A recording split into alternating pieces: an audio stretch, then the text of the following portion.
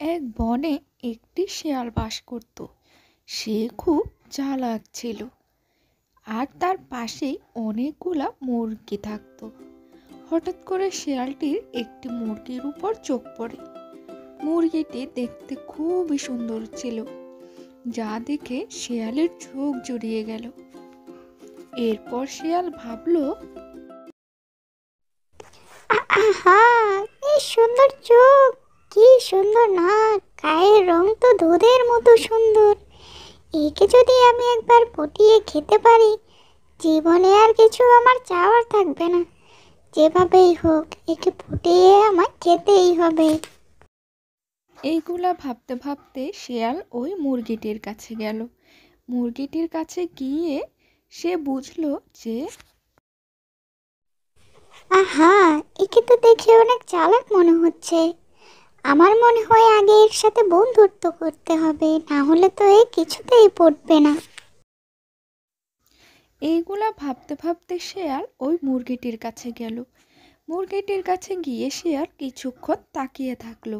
হঠাৎ করে এই মুরগিটির শেয়ালের উপর চোখ পড়ে। এরপর মুরগিটি ধীরে ধীরে শেয়ালের কাছে আসে। শেয়াল বুঝতে পেরেছিল যে মুরগিটি অনেক চালাক হবে, তাই সে মুরগিটিকে পটানোর জন্য ধান্দাবাজি শুরু করে। ওমা, তোমার কি সুন্দর নাক, কি সুন্দর ঠোঁট, তোমার গায়ের রং কতই না সুন্দর। তোমাকে আমার খুবই ভালো লাগে। আর তুমি তো সকালবেলা খুব সুন্দর গান করো, আমি প্রতিদিন তোমার গান শুনি। আর আমি তোমার গানের অনেক বড় বন্ধু হয়ে গিয়েছি। চলো না, তুমি আমাকে বন্ধু করে নাও। শেয়ালের এই কথাগুলো শুনে মুরগিটি কিছুটা পটে গেল। এরপরও শেয়ালের ধান্দাবাজির শেষ নেই। ও, তাই নাকি? তাহলে চলো আমরা সবাই মিলে একসাথে নাচ করি। এরপর শেয়ালটিও মুরগিগুলার সাথে যোগ দিল। কিছুক্ষণ তারা নাচানাচি করার পর তারা বন্ধু হয়ে গেল। এরপর শেয়াল বলল, বন্ধু, তুমি তো খুব ভালোই নাচ করো, কিন্তু এখানে তোমাকে অনেক বেমানান লাগে। চলো না, আমার বাসায় একদিন গিয়ে আমাকে গান শোনাবে, আমরা ভালো মন্দ কিছু খাবো।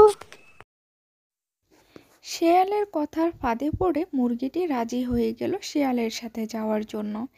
এরপর দিন শেয়াল ওই মুরগিটিকে তার বাসার কাছে নিয়ে গেল।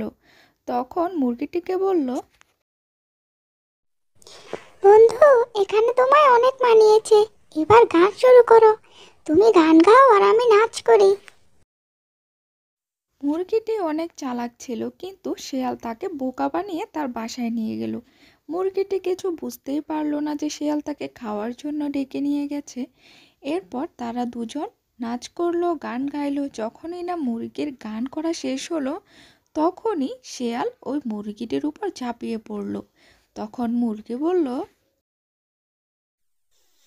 এই কি বন্ধু, তুমি আমাকে খাওয়ার জন্য কেন এরকম করছো?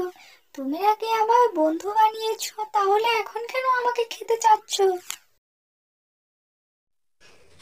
বোকা মুরগি, তোকে আমি বানাবো বন্ধু?